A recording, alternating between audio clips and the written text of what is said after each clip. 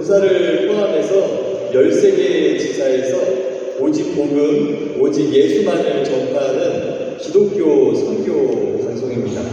지금도 극동방송이 흘러가서 죽어가는 생명이 살아나는 기적의 역사를 만들고 있는 방송이 극동방송이에요. 저는 특별히 그 중에 대전에 대전극동방송이 있거든요. 93.3MHz로 방송이 나오는데요. 거기 지사장으로 사역을 하고 있습니다. 오늘 귀한 분들과 또 귀한 자리에서 이렇게 간증을 함께 나누고 말씀을 함께 나눌 수 있다는 것이 하나님께 큰 영광이 되고 기쁨이 되는 것 같습니다.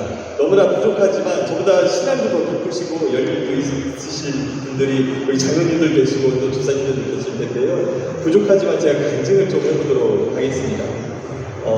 저는 불신자의 가정에서 태어났습니다. 아버지와 어머니는 교회에 다니지 않으셨어요. 특별히 저희 아버지가 교회를 굉장히 많이 싫어하셨습니다. 거기에는 큰 이유가 하나가 있었어요. 아버지는 1948년도에 태어나셨는데요. 다들 아실 거예요. 1950년에 이제 6.25 전쟁이 발발하게 됩니다. 저희 할아버지와 할머니는 북에 계신 분이셨는데 전쟁이 나고 어떻게 하다가 이 남쪽으로 내려오게 되셨어요. 근데 할아버지는 내려오지 못하시고 저희 이제 할머니와 저희 아버지만 이렇게 내려오게 되셨습니다. 제 목소리 들리세요? 저 기수가 너무 크고 제 목소리가 안 들려요 지금. 좀 힘들게 있는데요. 그래서 저희 할머니랑 저희 아버지만 그 수원에 이렇게 전쟁이 나서 내려오게 됐어요. 근데 시간이 이제 좀 몇 년이 지나서 저희 할머니께서 새 시집을 이렇게 가셨습니다. 근데 교회를 다니는 분과 새 시집을 이렇게 가시게 된 거예요. 저희 할아버지는 북한에 계시는데요. 근데 저희 할머니가 저희 아버지를 버리게 됩니다. 그러니까 당신이 결혼을 하시기 위해서 저희 아버지를 버린 거예요. 너무나 불쌍하죠. 근데 저희 큰할머니가 계시는데 저희 아버지가 너무 불쌍하니까 저희 큰할머니가 내가 키우겠다고 이렇게 수원으로 올라오세요. 저희 큰할머니 강경분이셨어요. 충청도 강경분이셨는데 저희 아버지를 데리러 이제 수원으로 올라옵니다. 그러면서 진짜 이제 할머니죠. 아버지의 어머니께 싸대기를 딱 때리면서 내가 얘를 데려가서 잘 키울 테니까 너는 얘를 이제 찾지를 말아라. 너는 엄마도 아니다. 이렇게 하면서 저희 아버지는 두 손을 잡고 충청도 강경으로 이렇게 내려가세요. 그러니까 아버지의 마음이 얼마나 상심이 컸겠어요. 근데 그때부터 저희 아버지는 교회라는 곳을 정말 싫어했습니다. 그리고 하나님도 미워하게 되신 거예요. 왜냐하면 가장 사랑하는 어머니가 당신을 버렸고 그 사랑하는 어머니가 교회를 다니고 있으니 얼마나 미웠겠습니까? 그렇게 저희 아버지는 이제 강경에 와가지고 이렇게 크게 돼요. 근데 큰 사건이 하나가 이제 발생하게 됩니다. 여기 다들 아실 텐데 옛날에는 홍역에 걸리면 죽는다고들 해요. 근데 저희 아버지가 홍역에 걸린 거예요. 근데 동시에 큰할머니 자식도 홍역에 걸리게 됩니다. 근데 너무나 가난하게 살던 집이에요. 큰할머니는 식모를 이렇게 하시고 큰할아버지는 꽃 피셨는데 지게를 짊어지고 이렇게 짐을 나르면서 그 돈을 가지고 생계를 유지하시니까 얼마나 돈이 없으셨겠어요. 근데 두 명이 이렇게 홍역에 걸리게 된 거예요. 근데 그때 이제 딱 한 명만 병원에 데려갈 수가 있었는데 저희 아버지를 데려간 겁니다. 그래서 저희 아버지는 살게 되고 당신 자식은 죽게 돼요. 너무나 안타까운 사연이죠. 그렇죠? 근데 그때 저희 아버지가 마음속에 너무 큰 상처를 받으십니다. 나는 태어나지 말았어야 한다. 왜 내가 여기 와서 할머니, 그 귀한 할머니 자식을 나 때문에 죽게 만들고 내가 이렇게 버림받았나 하시면서 분노로 가득 찬 이렇게 삶을 사시게 됩니다. 그렇게 이제 시간이 많이 흐르게 돼요. 그래서 이제 결혼도 하시게 됐고, 이제 삼형제를 낳게 돼요. 근데 제가 이제 삼형제 중에 둘째입니다. 근데 제가 초등학교, 이제 그때는 국민학교였죠. 국민학교 한 3학년 정도 되던 때였던 것 같아요. 저희 형이 초등학교 국민학교 5학년이었는데 새벽 5시 정도 겨울날 새벽 5시 정도에 저를 막 깨우는 거예요, 형이. 그래서 제가 이렇게 일어납니다. 일어났던 형이 갑자기 그 국민학교 5학년 되던 형이 저를 이렇게 깨워서 어디에 갈 데가 있다고 이렇게 얘기를 하는 거예요. 그래서 제가 따라 나서게 돼요. 근데 겨울이라 너무 춥죠. 새벽 5시니까. 근데 따라갔는데 어떤 이렇게 집 하나가 있습니다. 거길 데려가는 거예요. 근데 거기가 교회였어요. 그때는 정말 몇십 년 전이었기 때문에 이렇게 의자도 있지 않고 그냥 마룻바닥에서 방송 놓고 예배드리고 말씀 듣고 찬양하고 그런 곳이었었어요. 근데 저는 처음 간 곳이기 때문에 너무나 이게 교회인지도 모르고 너무나 무서웠어요. 왜냐면 거기 계신 분들이 막 노래를 막 부르는 거예요. 근데 생전 처음 듣는 노래를 부르니까 너무 무섭죠. 그리고 막 우시면서 막 말을 쓰고 막 하는데 그게 기도였던 거예요. 근데 처음 초등학교 3학년짜리가 보니 얼마나 무서웠겠습니까? 그래서 제가 저희 형이 있는데 저희 형한테 형 나 너무 무서우니까 여기가 어디냐 좀 집에 가자 나 너무 무섭다 이렇게 얘기를 했어요. 근데 형이 저한테 그러는 겁니다. 철기야 네가 여기를 다녀야 네가 지옥 안 가고 천국 갈 수 있어. 그러니까 네가 여기 교회에 다녀야 돼. 이렇게 국민학교 5학년짜리 형이 저한테 얘기를 하는 겁니다. 형이 믿음의 씨앗을 뿌린 거죠. 그때부터 저는 이제 교회에 다니기 시작했습니다. 그러니까 처음 제가 교회 간 곳은 새벽 예배였습니다.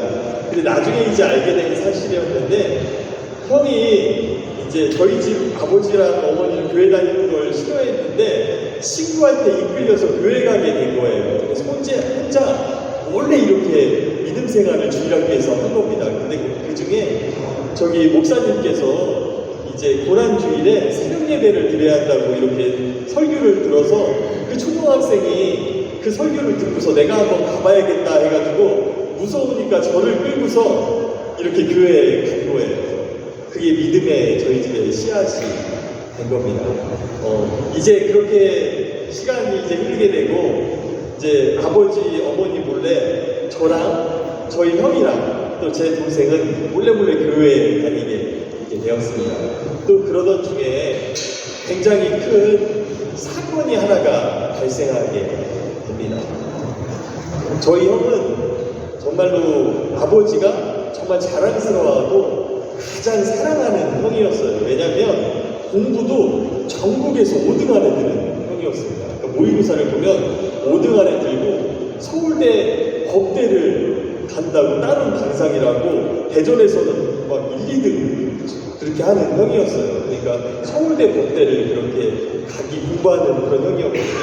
근데 저희 집에 큰 사건이 하나가 발생하게 되는데요. 대전에 한 30년 넘게 좀 지난 것 같아요. 그 최초의 그 야외 수영장이 이렇게 생기게 돼요. 산속에 야외 수영장이 생기게 되는데 그 수영장은 낮에는 개장을 하고 밤에는 사람들이 이렇게 와가지고 파라솔에서 뭐 과일도 먹고 뭐 치킨도 먹고 그런 이쁜 장소로 이렇게 만들어 놓은 공간이었습니다. 근데 그 어느 날 아버지께서 아버지 친구분 그 가족하고 저희 가족하고 거길 가자고 하는 거예요. 그래서 이제 거기에 갔는데 파라솔이 이렇게 있는 거예요. 그래서 그 가족과 저희 가족이 이렇게 앉는데 파라솔이 있는데 의자가 부족한 거예요. 의자가 부족하니까 저희 그 어머니께서 저희 형한테 승규야 저기 있는 의자 좀 가져와 이러는 거예요. 근데 그때는 어둑어둑한 분위기에 이렇게 조명만 살짝 있는 그런 야외였거든요, 저녁에. 근데 형이 저쪽에 있는 의자를 이렇게 가지러 가려고 뚜벅뚜벅 이렇게 걸어가는 거예요. 근데 걸어가는데 갑자기 퍽 하더니 형이 사라졌어요. 이런 시멘바닥인데 사람이 사라지면 안 되잖아요. 근데 갑자기 형이 사라진 겁니다. 그때 제가 그 광경을 딱 목격하고 든 생각이 제가 중학교 2학년 때였어요. 그게 형이 어디 갔지가 아니라 형이 죽겠다. 뭔가 그런 두려움이 엄청나게 밀려왔습니다. 그 직감이 형 죽었다 이 생각. 근데 갑자기 형이 없어진 거예요. 근데 저희 아버지 친구분이 교회 집사님이셨습니다. 그리고 소방서 대장님이셨어요. 근데 그분이 그걸 목격하고 뛰어가시는 거예요. 형이 없어질 때. 근데 거기가 어떤 장소였냐면 이렇게 시멘트 바닥으로 되어 있는데 이렇게 그 수영장에 물을 공급하는 이렇게 배수관이 물이 흐르는 그런 곳이었는데 이게 철판으로 거기를 닫아놔야 돼요. 물이 흐르는 곳이고 그 물이 흘러서 저 수영장 쪽으로 들어가면 출구가 없어서 그냥 죽는 거예요. 센 물을 공급하는 데요. 근데 그 철판을 닫아놔야 하는데 그걸 열어놓은 거예요. 근데 형이 거기에 빠진 겁니다. 형은 이미 그쪽으로 흘러 들어간 거예요. 근데 그분이 소방대장님이 거기를 뛰어 들어갑니다. 근데 당신도 거기에 들어가서 숨려서 죽기 때문에 거기 사다리가 이렇게 이 사다리를 잡고 그냥 이제 할 수 있는 것이 이렇게 손을 이렇게 막 잡아보는 거예요. 물속에서. 이분이 물속에 들어가서 한 3m 되는 물속이었는데 사다리가 밑에까지 있는 거예요. 들어가서 있는지 없는지. 근데 이미 쓸려갔기 때문에 형은 이렇게 잡히지 않죠. 근데 거기에 이렇게 주름 관 하나가 물을 대려고 이렇게 돼 있는 거예요. 근데 어디에 고정된 게 아니라 그 관이 자꾸 이렇게 쓸려서 들어가는 겁니다. 그러니까 그 소방 대장분이 아버지 식구분이 밖에 있는 사람들이 이제 모여들었는데 사람들에게 빨리 이 관을 빨리 잡아당기라고 이러는 거예요. 그러니까 그 관을 사람들이 막 이렇게 잡아당깁니다. 그렇게 몇 분이 흐른 것 같아요. 근데 그 끝에 형이 매달려 있는 겁니다. 이렇게 손깍지를 쥐고 다리를 이렇게 오므리고 막 쥐고 있는 거예요. 그러면서 끌려 나온 겁니다. 형은 의식이 없었어요. 근데 이걸 막 잡고 있더라고요. 그렇게 해서 이제 끌려 나왔는데 의식은 잃었고 피투성이었습니다. 정말 죽은 상태로 나왔어요. 그러니까 그 소방 대장분이 다 형에게 인공호흡을 막 실시를 하는 거예요. 그러니까 형이 이제 물을 뱉고 살아났습니다. 이제 살아났는데 그게 끝이 아니었어요. 왜냐하면 그때부터 저희 집에 고통이 오기 시작했습니다. 그 전교에서 1, 2등 하던 형이 정신병에 걸린 거예요. 트라우마에 걸려서 집에 방에 들어가서 구석에서 울고 있습니다. 그리고 자기 머리를 뜯고 있어요. 저는 그 장면을 보는데 얼마나 무섭겠습니까? 그 트라우마로 학교도 가지를 못합니다. 집에서 밥도 안 먹고 10kg, 20kg 말려가고 아무것도 못하는 거예요. 저희 집은 정말 그때부터 너무나 이제 어렵게 됐죠. 모든 가족이 다 상처를 받았고, 그래도 이제 형을 살려야 하니까 유일하게 이제 교회 다니는 게 저랑 저희 동생이었습니다. 근데 제가 어린 마음에 중학교 때 형 손을 붙잡고 막 기도를 하는 거예요. 제발 하나님 살려달라고. 근데 형은 변화가 없는 거예요. 믿음의 그런 씨앗을 뿌린 초등학교 때부터 새벽 예배를 다닌 형인데 하나님이 어떻게 이렇게 만들 수가 있을까? 정말 너무 두려웠습니다. 그때 생각난 것이 제가 대전에서 살았거든요. 근데 그때 대전 극동방송이 개국을 했어요. 그래서 극동방송을 형 앞에 이렇게 틀어놨습니다. 그때 박종호, 저기 송정미 우리 찬양 가수분들이 다 처음 나올 때였어요. 그런 찬양이 흘러나오고 또 말씀이 극동방송으로 계속 흘러나오니까 그걸 앞에다 이렇게 틀어줬어요. 근데 1개월이 지나도 2개월이 지나도 변함이 없었는데 이제 3개월, 4개월이 되는데 형이 조금씩 회복이 되는 거예요. 그래서 이제 6개월이 지났는데요. 이제 완전히 회복을 하게 되었습니다. 그래서 하나님께서 형을 낚여주셨어요. 근데 여기에 하나님의 섭리가 있었던 것 같습니다. 그게 뭐였냐면 저희 집은 이제 아버지랑 어머니랑 교회를 다니지 않기 때문에 제사를 드리잖아요. 절도해야 합니다. 그럼 형이랑 저랑은 뒤에 가가지고 어떻게 해야지 이렇게 얘기를 하는 거예요. 매일 두려웠어요. 근데 아버지한테 혼날까봐 뒤에 따라서 같이 절해야지 어떻게 해요. 그래도 이게 속으로는 이게 하나님 전하는 게 아닙니다. 이렇게 하고 그냥 따라서 했던 것 같아요. 근데요, 참 하나님의 섭리가 여기에 계셨던 것 같습니다. 왜냐하면 저희 아버지가 그런 거예요. 어느 날 승규야, 이제는 절하지 말고 네가 기도를 좀 해봐, 이렇게 말씀을 하는 거예요, 제자한테. 왜냐하면 그 소방 대장님이 교회 다니시는 분인데 형을 살려주실 거잖아요.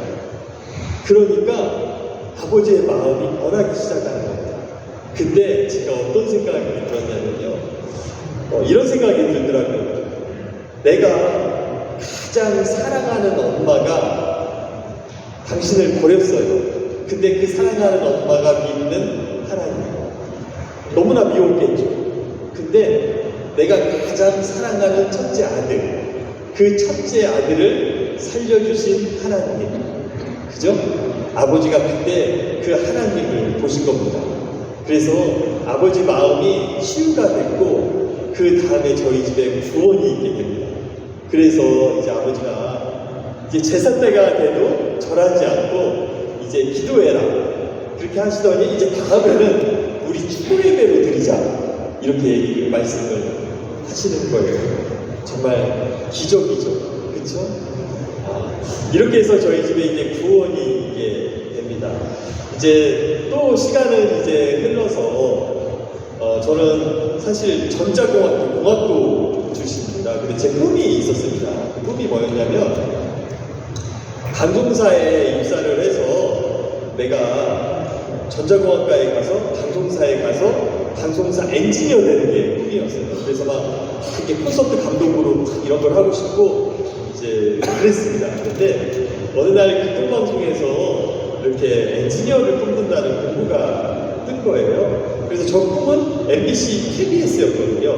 왜냐하면 형이 그때 MBC 본사에 정치부 기자로 이렇게 있었습니다. 그래서 형이 있는 MBC에 이렇게 가고 싶다 해가지고 공부를 했었는데, 근데 형이 저한테 그러는 거예요. 전에 나를 살려준 대전교통방송에서 사람을 뽑는다고 하니까 네가, 나는 MBC에 안 갔으면 교통방송에 간다, 네가 내 꿈을 좀 이뤄달라고 이렇게 얘기를 하는 거예요. 그래서 뭐 죽은 사람 소원도 들어주는데 형 소원 하나 못 들어주니까 사실 떨어질 줄 알았습니다. 그래가지고 시험을 봤는데 붙었어요. 붙어가지고 제가 교통방송에 이제 다니게 됐습니다. 그래서 처음은 정말 못 모르고 다녔어요. 그래도 이제 열심히 다니면서 이제 복음을 전하는데요. 교통방송에 가서 이제 이쁜 아내도 만나고, 그리고 또 이렇게 아기도 갖게 되었습니다. 저희 아내가 임신을 해서 한 4개월쯤 되었, 3개월, 4개월 이제 그 사이였던 것 같아요. 몸에 막 두드러기 같은 게 이렇게 나는 거예요. 저희 와이프 몸에. 근데 아기가 있는데 막 피부병이 나니까 너무 무서워서 빨리 이제 데리고 제가 이제 종합병원에 갔습니다. 근데 그 의사 선생님이 그렇게 말씀을 하시는 거예요. 지금 아내가 저기 수두에 걸린 것 같다고, 수두라고 이렇게 말씀을 하는 겁니다. 그래서 너무 놀랐어요. 그렇게 하고서 의사 선생님이 잠깐 저를 부르는 거예요. 근데 아버님 죄송한데 그 임산부가 좀 걸리지 말아야 할 병이 풍진이라는 병하고 수두라는 병이다. 근데 수두는 확률은 거의 적지만, 거의 확률이 없지만 그래도 아기가 기형아가 날 수 있다, 이렇게 얘기를 하는 거예요. 그러니까 제가 너무나 놀랍죠. 너무나 놀라고 이게 뭔가 정말 싶었죠. 그때부터 저희 기도가 이제 시작되는 겁니다. 왜냐하면 이제 7개월 후에 아기가 태어나는데 그 아기가 잘못되면 안 되니까 매일마다 이제 하나님께 기도하는 거예요. 그래서 건강한 아기가 태어나게 해달라고, 아무 이상이 없게 해달라고 그렇게 기도를 막 이렇게 했어요. 근데 했는데 하고서 이제 10월 달이 돼서 이제 분마느라 양수가 터지고 이제 분만실에 제가 들어가게 됐어요. 갔는데 그 간호사가 저에게 가위 하나를 주더라고요. 애기가 태어나면 탯줄을 끊으라고. 그래가지고 이제 와이프가 막 진통을 하고 애기가 탁 나왔습니다. 애기가 나왔는데 제가 이제 탯줄을 딱 끊고서 이제 의사 선생님은 저희 아내를 이렇게 돌보고 있고 아기를 간호사 선생님이 콩으로 잡고 엉덩이를 때리는 거예요. 근데 아기가 울지를 않는 거예요. 그러니까 드라마를 봐도 그렇고 내가 이렇게 들어도 아기가 응애응애 해야 하는 게 아닌가? 이런 생각이 들었는데 울지를 않는 겁니다. 그러니까 뭐가 문제가 크게 생겼구나 이 생각이 드는 거예요. 간호사는 계속 엉덩이를 때립니다. 근데 울지 않으니까 그 간호사가 그 순간에 선생님 큰일 났어요. 애기가 울질 않아요. 이러니까 그 의사 선생님이 저희 아내를 보고 있다가 뒤를 돌아보는 거예요. 그러더니 그 선생님이 아기한테 가는 게 아니고 빨리 소아과 선생님을 불러 이러는 거예요. 그러니까 간호사가 후닥닥 막 뛰어가는 거예요. 뛰어가는 거예요. 시간이 계속 흐르고 있어요. 애기는 그냥 축 처져 있어요. 그리고 한 2분 정도가 됐는데 한 의사 선생님이 막 뛰어오는 거예요. 그러더니 저 애기를 보더니 막 어떤 호스 같은 걸 가지고 코를 막 집어넣는 거예요. 집어넣는 거예요.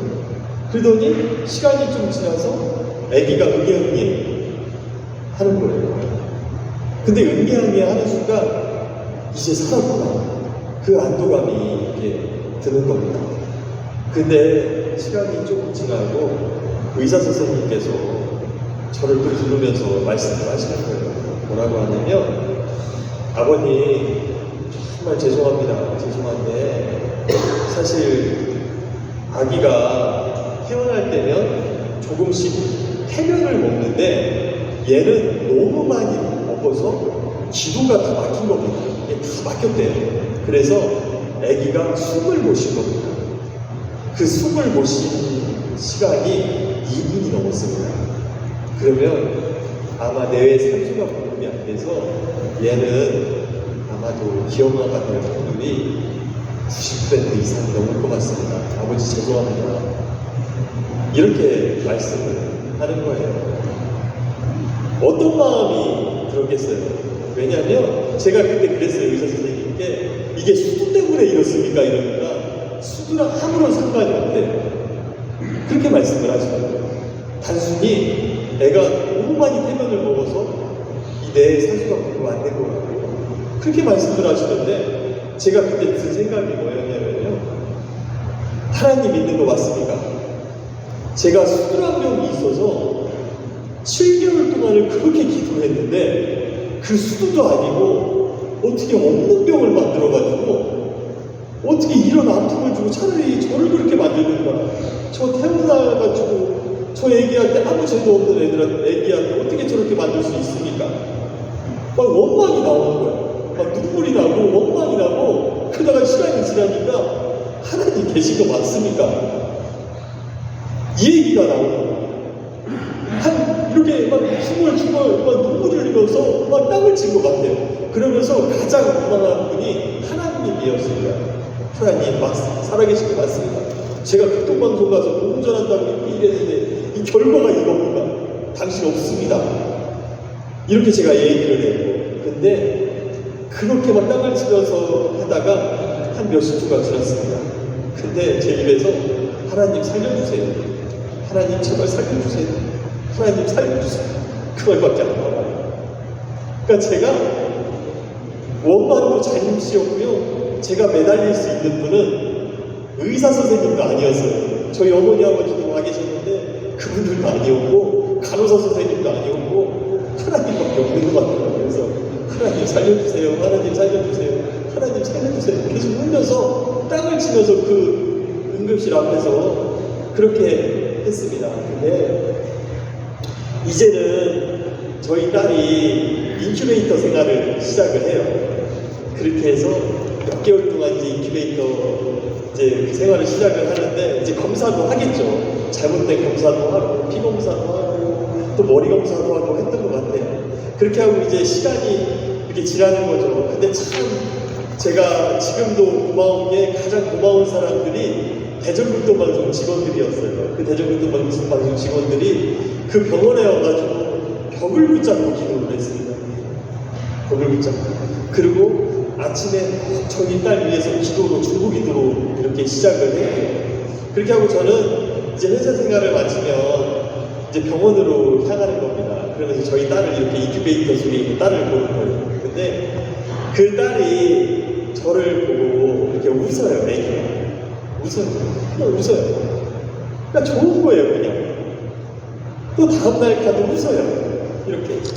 근데 그때 하나님이 이런 마음을 주시더라고요. 제가 그때까지 기도한 게 하나님 정말 기억 안 되게 해주세요. 제발 좀 제발 그 10%의 기적을 좀 보여주세요. 이렇게 기도를 했거든요. 근데 기도 제목이 바뀌더라고요.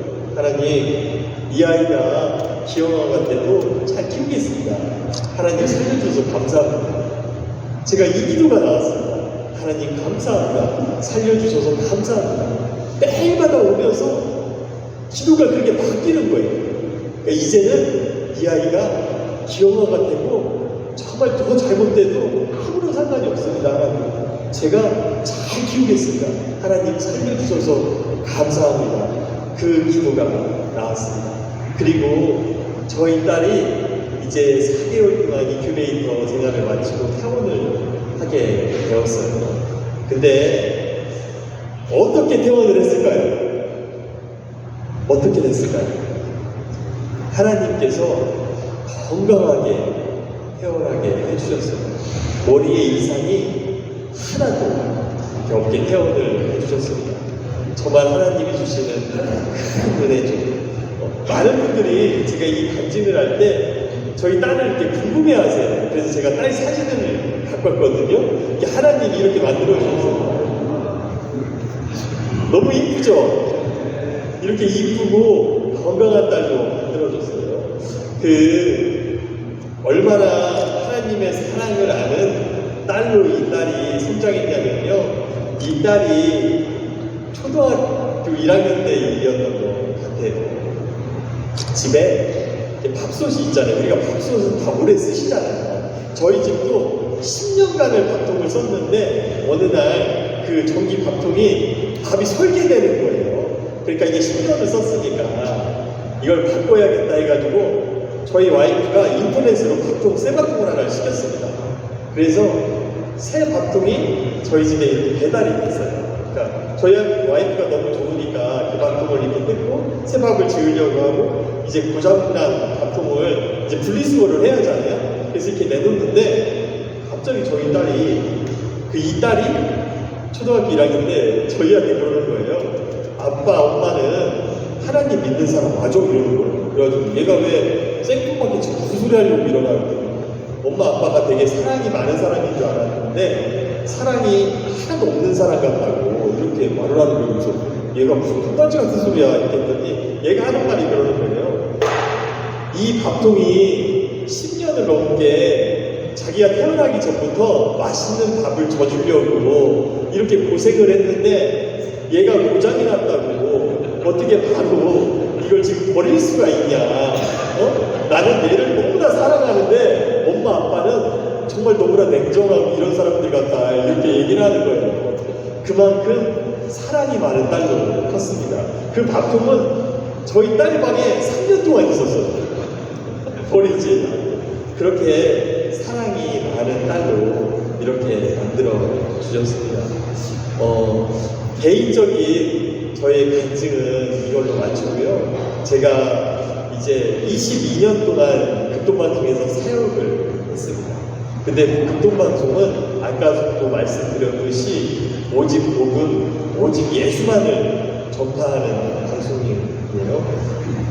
하나님께서 정말 많은 기적을 보여주십니다. 극동방송에 한 신입사원에게 전화 한 통이 왔습니다. 한 신입사원이 그 전화를 받았는데 그분은 한 중년 정도 된 남성분이셨어요. 그러시면서 그분이 이렇게 말씀을 하는 겁니다. 신입사원에게. 선생님, 여기 극동방송에 뭐 전파선교사라는 거 있죠? 후원을 이렇게 받는다고 하는데 제가 그 후원을 이렇게 하도록 하겠습니다. 그래서 월 2만원씩 이렇게 후원을 좀 해주시면 감사하겠습니다. 그럼 어떻게 하는 건가요? 이렇게 하니까 그 신입사원이 이제 후원을 해주시니까 너무 감사하잖아요. 그래서 선생님 너무 감사합니다 하면서 선생님 성함이 어떻게 돼요? 하면서 성함을 적고 주소도 적고 전화번호도 적고 또 통장 계좌번호도 적고 이렇게 했어요. 그렇게 하고 감사 인사를 한 다음에 전화를 끊으려고 하는데 그 남성분이 그렇게 얘기를 하는 거예요. 선생님이 누구시신지는 모르겠지만 선생님 죄송한데 제 말씀을 좀 들어주실 수 있어요? 이렇게 하시는 거예요. 그래서 그 신입사원은 너무 이렇게 후원도 해주셨고 감사하죠. 그리고 말씀 당연히 하셔도 됩니다. 어떤 말씀이라도 해주세요. 그러니까 이제 그 말씀 그 남성분이 이렇게 말을 하기 시작하시는 거예요. 그 남성분은 트럭 운전을 하시는 트럭 운전사셨어요. 근데 서울에서 부산까지 화물차에 많은 짐을 싣고서 그 짐을 옮기시는 트럭 운전사셨습니다. 서울에서 부산까지 쪽잠을 주무시고 이렇게 도시락도 그 차 안에서 해결을 하시고 매일같이 이렇게 운전을 하신 분이에요. 그분이 왜 그렇게 했냐면 그분에게는 꿈이 하나가 있었습니다. 그 꿈이 뭐였냐면 자신의 그 아내와 자식 하나가 3살짜리 딸이 있었는데 그 딸과 꼭 살 집이 필요했던 거예요. 그래서 돈을 정말 열심히 모은 거예요. 그래서 내 집이 아니더라도 전셋집이라도 내가 정말 내 집을 이렇게 갖는 게 소원이라고 하시면서 정말 이분이 돈을 하나도 안 쓰셨대요. 정말 쪽잠을 주무시고 도시락 드시면서 그렇게 돈을 모으신 거예요. 그렇게 10년 가까이를 모아서 전셋집 정도 갈 돈이 이렇게 모아진 거예요. 그래서 이제 전셋집을 알아보러 다녀야겠다 이렇게 생각을 하고 계셨는데 그날도 서울에서 부산까지 이제 운전을 하시고 다시 부산에서 서울에 있는 집까지 갔는데 집에 갔는데 집이 난장판이 돼 있는 겁니다. 모든 짐들이 다 쓰러져 있고 옷가지는 이렇게 나와 있고 그 3살짜리 어린 딸은 울다가 지쳐서 자고 있고 그래가지고 이게 무슨 일인가 너무 놀라서 이분의 아내가 안 보이니까 아내한테 전화를 하는 거예요. 근데 아내가 전화를 받지 않는 거예요. 아내 친정집에서 전화하는데 받지를 않는 거예요. 나중에 알 사실인데 이 아내가 다른 남자하고 눈이 맞아가지고 그 통장 모든 돈을 가지고 도망간 거예요. 얼마나 정말 죽을 만큼 힘드셨겠죠. 그래서 그분이 이제 어떻게 하냐면 부엌에서 식칼을 하나 들고 이제 자신의 아내를 찾으러 다니십니다. 그래서 친정집에도 가고 친구 집에도 가고 이래요. 근데 작정하고 도망갔기 때문에 찾지를 못한 거예요. 한 달을 넘게 돌아다니셨는데 못 찾은 거예요. 그래도 이제는 살아야 하니까 이제 다시 운전을 시작하신 거예요. 서울에서 부산까지 가는 운전을 다시 시작하신 거죠. 근데 이제 어린 딸을 뒤에 데리고서 이제 운전을 하시는 거예요. 근데 어린 딸을 데리고서 이제 운전을 하고 가는데 어느 날은 너무나 슬픈 마음이죠. 근데 자신을 버리고 간 그 아내가 보고 싶은 마음이 들더라고요. 이분. 그 생각이 딱 들었을 때 내가 죽어야겠다. 이렇게 살면 뭐하나. 내가 죽어야겠다. 이렇게 해서 이분이 자살을 결심합니다. 그래서 어린 딸하고 내가 교통사고를 내서 죽어야 그러면 다른 사람이 피해를 갈 것 같고 아니면 차를 갖고 가서 호수에 뛰어들어야 아니면 연탄 가스로 죽어야 이걸 걱정하고 계셨어요. 근데 그렇게 하고 차를 타고 가는데 극동방송이 맞춰진 겁니다. 극동방송에 대표 이렇게 프로그램이 있어요. 근데 그게 소망의 기도라는 프로그램이거든요. 여기 아시는 분들도 계실 겁니다. 정말 기도받고 싶은 분들이 저희 방송에 이렇게 기도 요청을 해주시는 프로그램이에요. 근데 그분이 이렇게 방송을 듣는데 어느 여자 한 분이 기도 요청을 하신 거예요. 근데 어떤 기도 요청이냐면 백혈병에 걸려서 시한부 인생을 살아야 하는 딸이 있는데 얼마 남지 않았대요. 죽을 날이. 근데 그 어머니가 그 딸을 살려달라고 사연을 보낸 거예요. 그리고 목사님과 우리 그 아나운서가 함께 이제 중보 기도를 하는 거죠. 제발 살려달라고. 근데 그분이 그 기도를 들으신 거예요. 그러면서 망치로 한 대 탁 맞은 것 같더라고요. 그게 뭐냐면, 나는 내 그 사랑하는 딸을 죽이려고 했는데, 이 사람은 죽일 수밖에 없는 딸을 살리려고 이렇게 하는구나. 그때 탁 망치로 하는 거 말고 그 생각을 딱 들게 하시더래요. 그러시면서 그 생각이 들고, 내가 한번 살아봐야겠다. 저런 분도 있는데 내가 한번 살아봐야겠다, 이렇게 다짐을 하신 거예요. 그리고서 전화를 주신 겁니다. 그 신입사원이 그때의 목소리를, 그분의 목소리를 잊지를 못해요. 그분이 뭐라고 했냐면요, 선생님, 제가 2만원씩 극동방송에 후원을 하겠습니다. 근데 그 2만원은 만원 저와 제 딸의 목숨값입니다. 이렇게 하시면서, 제가 하나님을 알지 못합니다. 예수님이라는 사람을 알지 못합니다. 교회라는 곳도 가보지 않았습니다. 하지만 이제 교회라는 곳에 한번 가보려고요. 그리고 그 예수라는 분을 제가 한번 믿어보려고 합니다. 그러시면서 전화를 끊으셨습니다. 그 신입사원이 저예요. 이게 20년 전에 일이었습니다. 그 신입사원은 그때부터 그게 저죠. 근데 이제 사역을 하는데 마음이 달라져요. 내 모든 걸 극동방송에 바쳐야겠다. 지금도 극동방송을 통해서 이렇게 죽어가는 생명이 살아나고 있구나. 너무 뿌듯하다. 내가 여기 있는 게 너무나 자랑스럽다. 그래서 그 마음을 품고 사역을 하고, 제가 이제 5년 동안 울산 극동방송에서 지사장을 했습니다. 그리고 작년 12월에 이제 대전 극동방송에서 이렇게 사역을 하고 있거든요. 지금의 제가 그래도 부족하지만 이렇게 지사장까지 이렇게 되는데, 그 트럭 운전사 그분이 저에게 크게 미친 영향력이고, 또 하나님께서 큰 열매를 주실 것 같습니다. 얼마 전에도 비슷한 사연이 하나가 극동방송에 도착을 했어요. 그 소망의 기도라는 프로입니다. 이제 물 좀 한잔 마시도록 하겠습니다. 죄송합니다.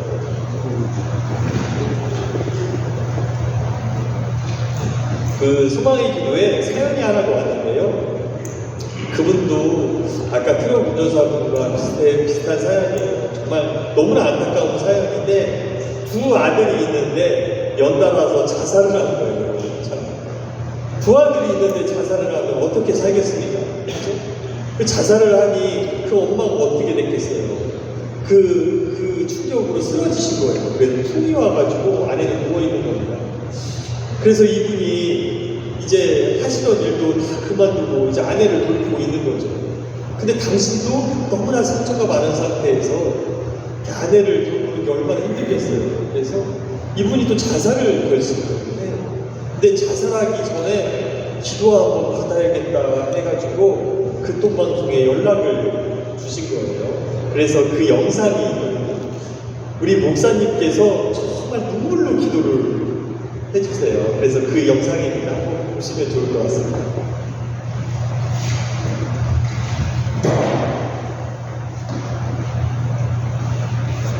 그 힘을 얻어서 열심히 살고 계신 것 같아요. 지금 뒤에 보신 또 영상이 있는데요. 우리 할머니 권사님께서 이렇게 편지를 보내준 영상이에요. 제가 극동방송에 있는데 어떤 할머니 권사님이 이렇게 들어오셨어요. 극동방송에. 근데 쇼핑백 하나를 저한테 이렇게 탁 놓고 그냥 막 도망가는 가시더라고요. 제가 이렇게 잡았는데도 이 쇼핑백을 보시면 압니다 하면서 그냥 가신 거예요. 그래서 제가 쇼핑백을 보니까 저금통 하나가 있고 편지 한 통이 있었어요. 근데 그 편지를 읽는데, 아까 그 편지인데요. 그 편지를 읽는데 정말 눈물이 나더라고요. 왜냐면 선교사 가정에 정말 어려운 형편에 있는 그 가정이었던 것 같아요. 근데 거기에 손주 한 명이 있는데 초등학교 6학년생이라고 합니다. 그리고 이제 중학생이 2년이 남았죠. 근데 이 할머니 권사님께서 내 손주 중학생이 되면 내가 교복을 사주겠다고 그 저금통을 모으신 거예요. 4년 동안을 모으신 겁니다. 근데 이제 6학년이라 이제 줄 때가 되는데 그걸 손주를 주지 않고 극동방송에 이렇게 가져오신 거예요. 근데 아까 편지에서 보면 이렇게 써 있습니다. 그 손주를 위해 놓은 작은 도시락을 극동방송에 올려드립니다. 하나님 손에 올려드립니다. 그래서 국방 선교를 위해서 써주세요. 이렇게 보낸 거예요. 근데 이제 저금통이 이렇게 들어왔으니까 그게 얼마인지 세야 이렇게 넣을 수 있거든요. 그래서 그걸 뜯고서 제가 이렇게 직원들하고 돈을 세기를 시작합니다. 근데 거기에는 10원짜리도 있고 100원짜리도 있고 500원짜리도 있고 1000원짜리도 있고 만원짜리도 있고 5만원짜리도 다 있었어요. 제가 이 돈을 이렇게 10원짜리 100원짜리 이렇게 넣잖아요. 이게 쌓여져 가는데 손이 부르부르 떨리는 거예요. 왜냐면 이 10원짜리 100원짜리 500원짜리를 다 넣으면서 얼마나 손주를 많이 생각했을까. 이거 하나 넣으면서 정말 얼마나 생각을 많이 해줬어요.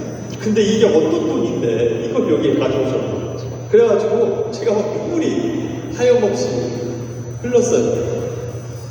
그렇게 하고서 그냥 그걸 놓고 가신 거죠. 극동방송은 사실 광고를 하지 않습니다. 광고를 하면 저희에게 이렇게 뭐 몇천만에서 몇 억까지 이렇게 들어와요. 근데 저희가 나중에 어렵다고 광고를 냈다가 소주 광고할 수도 있고 맥주 광고도 할 수 있고 뭐 다른 불교기업 광고도 할 수 있고 이렇잖아요. 근데 그걸 타협할 수가 없습니다. 그래서 저희는 이런 광고를 의지하지 않고 오직 복음, 오직 예수를 이렇게 후원을 통해서만 이렇게 이루어져요. 후원을 통해서 하는데 이 할머니의 이런 돈, 이 돈이 135만 원이었어요. 근데 너무 감사한데 이 은혜를 어떻게 전달할 길이 없더라고요. 그래서 그냥 우리 직원들하고 감사기도 하고 이 할머니에 대해서 너무 좋으신 분이다 이렇게 생각하고 있는데 저희들 친구 리더이신 분이 김정한 목사님이세요. 근데 김정한 목사님께서 제가 이 사연을 얘기했더니 저한테 첫 마디가 그러시더라고요. 혹시 지사장 그 할머니 손자한테 교복 사줬어? 이렇게 물으시더라고요. 저는 안 사줬거든요. 생각도 못했거든요. 근데 저희 김정한 목사님은 그 할머니 손주를 그 순간에도 보시더라고요. 그래서 저한테 혼을 내셨어요.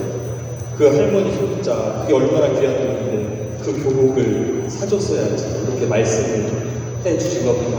그래서 제가 울산 극동방송에서 작년 12월에 이제 사역을 마치고 오는데 제 퇴임식에 이 할머니를 초대를 했어요. 그래서 교복은 이미 다른 분이 사줬고 이미 중학생이 됐으니까 그래서 최고 좋은 교육용 태블릿 PC를 사가지고 이분을 이렇게 드리고 왔습니다. 그래서 제가 영상으로 너무 감동이 돼서 이렇게 만들어 본 거예요. 극동방송이 이런 사역을 하고 있습니다. 지금 보시면 알겠지만 극동방송은 이렇게 흘러가요. 이 방송이 흘러가서 그 라디오 방송을 통해서 곳곳에 계신 분들이 이렇게 듣습니다.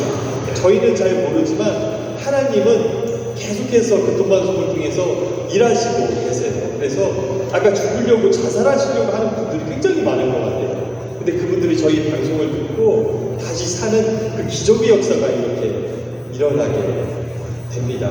정말 하나님이 주시는 열매가 너무 크세요. 코로나 기간이 됐는데요. 코로나 때 교회들도 다 힘들어졌죠. 그래서 제가 이제 기도하는 중에 하나님께서 주신 마음이 있습니다. 이제 교회도 코로나가 한창 될 때 다 멈췄잖아요. 영상 예배로 드리고 모이지도 못하고 그렇죠? 근데 극동방송은 그래도 어떻게든 일해야 한다. 사역해야 한다. 하나님이 좋아하실 게 뭘까? 가장 좋아하실 게 뭘까? 생각한 게 전도였습니다. 전도. 그래서 한번 전도를 해보자. 근데 코로나 때 어떻게 전도를 해요? 할 수가 없죠. 근데 저희가 이렇게 했습니다.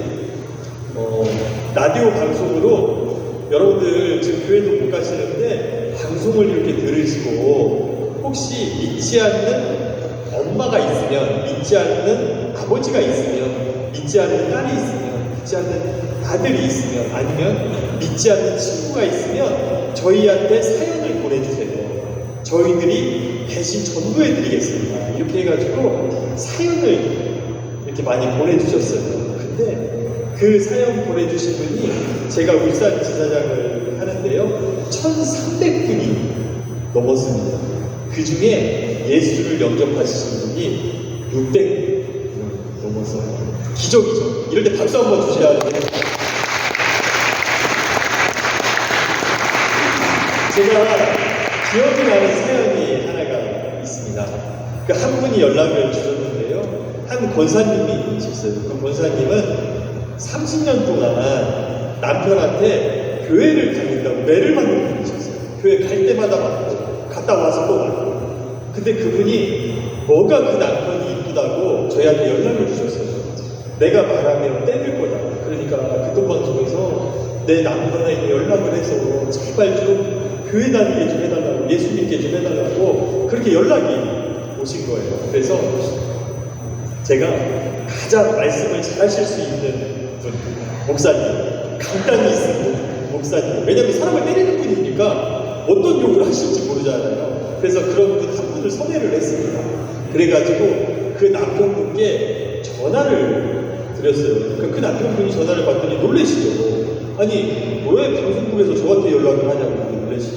근데 그 권사님 이름을 대면서 그 아내분께서 선생님을 너무 사랑하셔서 극동방송국에서 이렇게 전화를 줬습니다. 그 아내분이 교회 다니기를 원하십니다. 한 번만 제발 다녀주세요. 예수를 믿고 하나님을 믿고 이런 얘기를 한 게 아니라 그냥 교회 한번 다녀주세요. 이 얘기를 한 겁니다. 근데 그분이 화를 낼 줄 알았어요. 근데 화를 내시지 않는 그분이 이렇게 말씀을 하죠. 경찰서가 아니고 방송국이라고요? 근데 진짜로 제 아내가 저를 위해서 방송국까지 연락을 주신 거예요. 그러면서 자기가 당신이 고백을 하는 거예요. 저는 망나니고 진짜 세상에서 제일 못된 인간입니다. 아내를 교회 간다고 했습니다. 몇십 년을 했습니다. 그런 인간입니다. 근데 그런 인간을 위해서 이렇게 전화를 주신 거예요. 이렇게 말씀을 하는 거예요. 그러면서 그분이 제가 어떻게 하면 됩니까? 그래서 선생님 먼저 회개하시고 그분이 따라서 회개를 했어요. 그리고 제가 또 어떻게 하면 됩니까? 목사님이 예수 영접기를 따라하세요. 따라하셨어요. 그리고 그 다음 주부터 교회에 가신 거예요.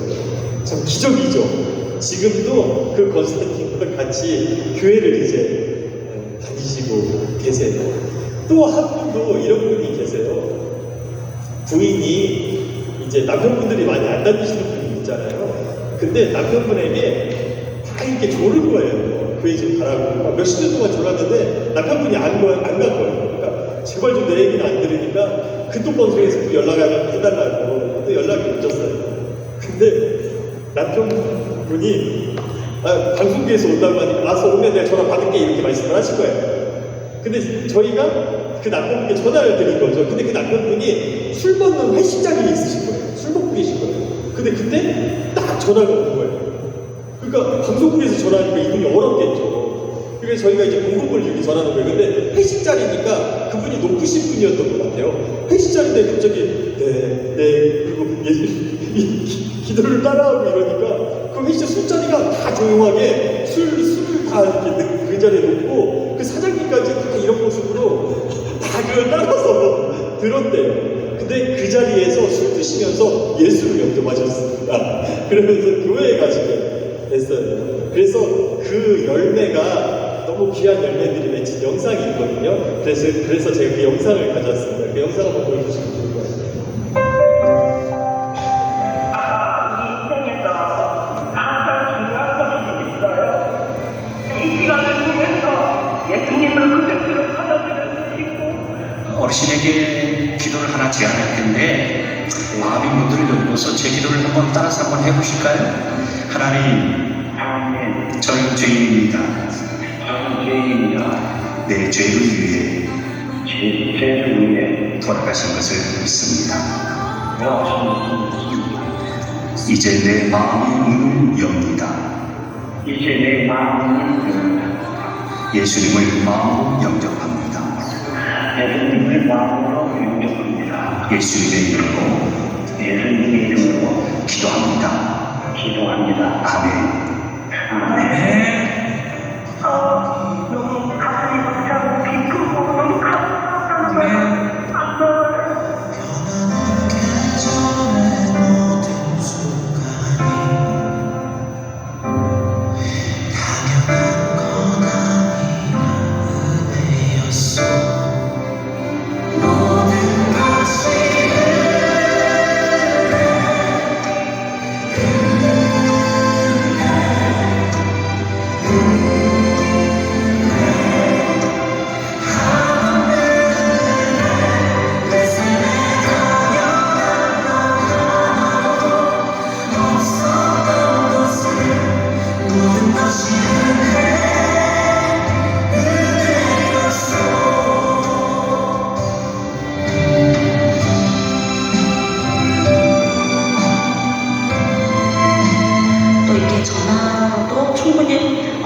전할 수 있구나. 그리고 전화를 통해서 복음을 들 수 있을 때 또 하나님께서 그분들에게 감동을 주셔서 예수님을 영접하는 것을 보고 저도 너무나 뿌듯하고 감사하고 놀랍고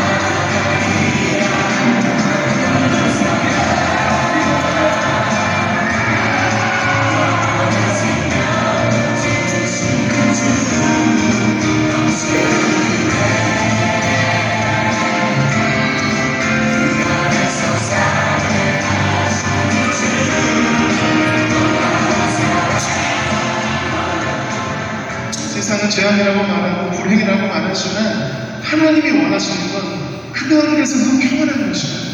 오늘 주님을 만날 때 그 주님께서 여러분에게 진정한 평안을 주십니다.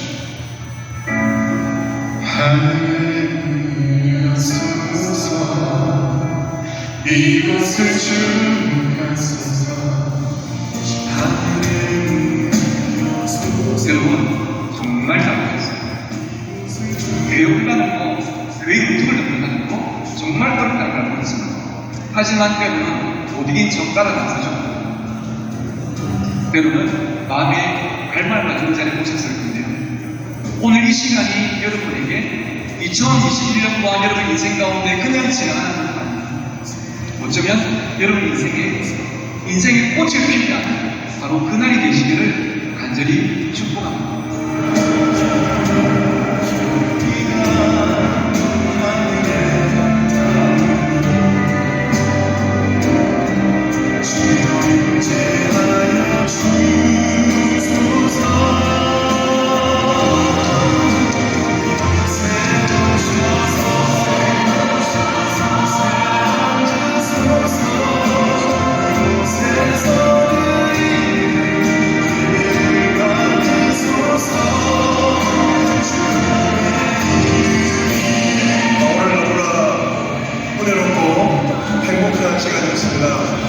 울산의 복음가율이 1%의 기적이 충분히 일어날 수 있는 좋은 시간이었고 이것이 하나의 시작이 되어서 울산의 지역교회와 또 연합관에서 하나님 나라를 위해서 함께 멋지게 달려갔으면 좋겠습니다. 또 박수 정말 많이 수고하셨고 고생하셨습니다.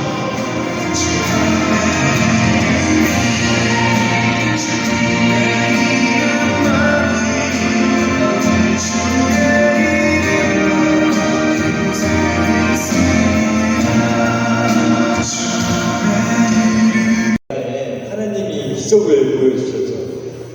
제가 울산 교통방송에 있었는데 울산 교통방송은 대도시 중에서 복음화에 최저인 도시입니다. 그래서 뭐 2단을 포함해서 8%라고 하고요. 2단을 빼면 7%나 6%밖에 복음화율이 되지를 않아요. 그때 코로나 기간에 제가 해야 할 일이 가장 뭔가를 생각하다가 전도다 싶었고 그 제목을 1%의 기적이라고 했습니다. 그래서 울산 교통방송을 통해서 한번 1%씩 복음화율을 올려보자. 이 복음의 불모지에 해가지고 1%의 기적을 만들었는데 그 연도에 674명이 믿으셨어요. 그게 딱 1%입니다. 하나님께서 기적을 정말 보여주셨죠.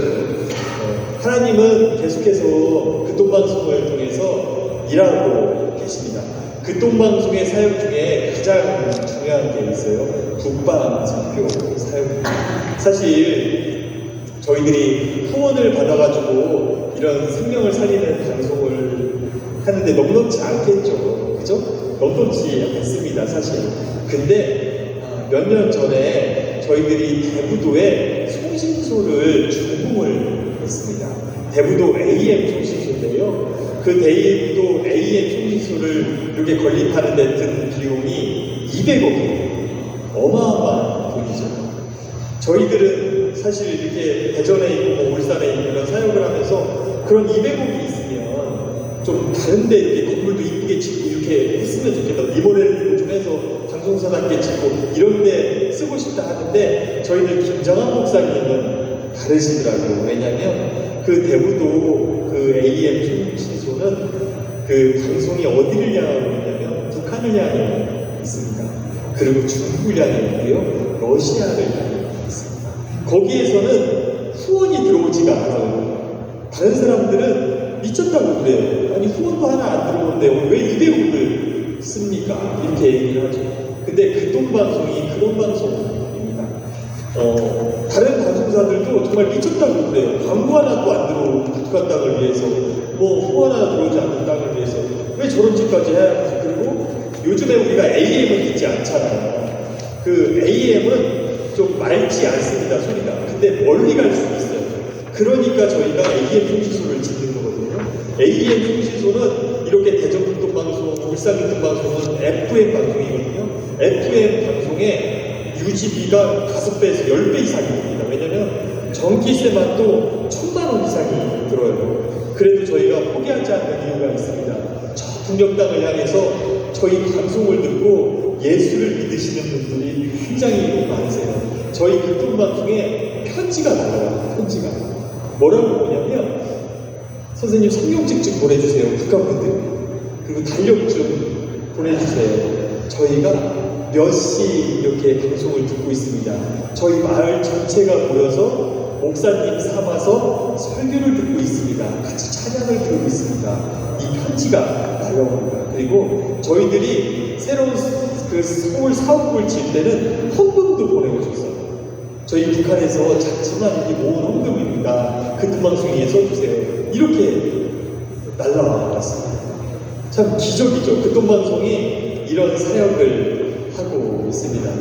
벌써 제가 1시간을 넘게 이렇게 말씀을 전한 것 같아요. 너무 부족한 것 같아요. 마지막 영상 한 편이 남았는데요.